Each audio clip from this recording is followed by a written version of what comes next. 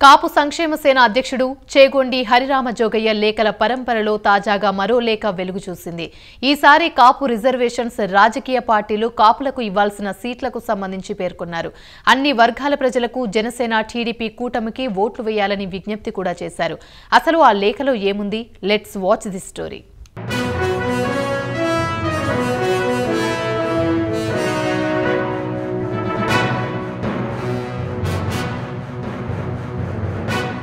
కాపు సంక్షేమ సేన అధ్యక్షులు చేగొండి హరిరామ జోగయ్య అధ్యక్షతన పాలకొల్లులో జరిగిన సమావేశంలో కొన్ని తీర్మానాలు ఆమోదించడమైంది. హైకోర్టులో కాపులకు రిజర్వేషన్స్ కలగజేసే విషయంలో కాపు సంక్షేమ సేన తరపున వేసిన పిటిషన్పై జరుగుతున్న విచారణలోని వివిధ పరిణామాలను ప్రభుత్వం తమ కౌంటర్లో కాపులకు వ్యతిరేకంగా పోరాడుతున్న అంశంపై సభలో చర్చ జరిగింది.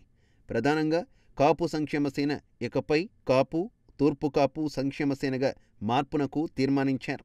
2024 ఎన్నికల్లో కాపు సంక్షేమ సేన జిల్లా నియోజకవర్గ కమిటీలు ఇతర కాపు సంఘాలను బీసీ, ఎస్సీ, ఎస్టీ, మైనార్టీ కులస్తులను కూడా కలుపుకొని జనసేన తెలుగుదేశం కూటమిని నెగ్గించడానికి కృషి చేయాల్సిందిగా తీర్మానించడం జరిగింది. 2024 ఎన్నికల్లో జనసేన అభ్యర్థిగా పోటీ చేయడానికి 2019 ఎన్నికల్లో జనసేన అభ్యర్థులకు 10,000 దాటి ఓట్లు పడిన 60 శాసనసభ నియోజకవర్గాలను ఎంపిక చేయడానికి కృషి చేయవలసినదిగా జనసేన అధినేత పవన్ కళ్యాణ్ కోరుతూ ఆ సభలో తీర్మానం చేశారు.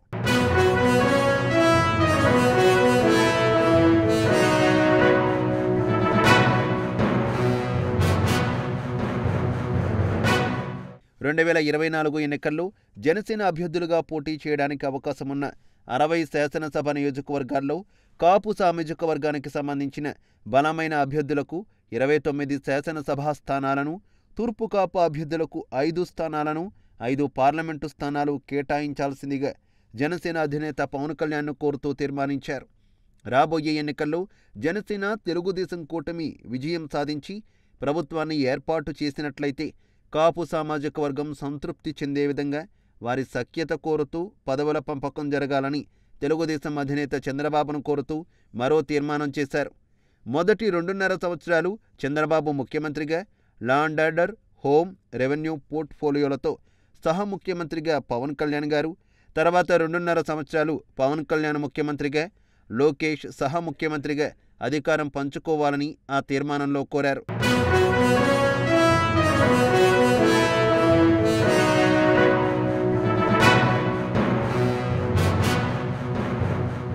రెండు 2024లో వచ్చే సాధారణ ఎన్నికల్లో జనసేన అభ్యర్థులందరికీ కాపు కులస్తులందరూ ప్రతి కుటుంబం 1,000 రూపాయల తక్కువ కాకుండా ఆర్థిక సహకారం చేయవలసిందిగా కాపు సోదరులందరూ కోరుతూ ఇంకో తీర్మానం చేశారు.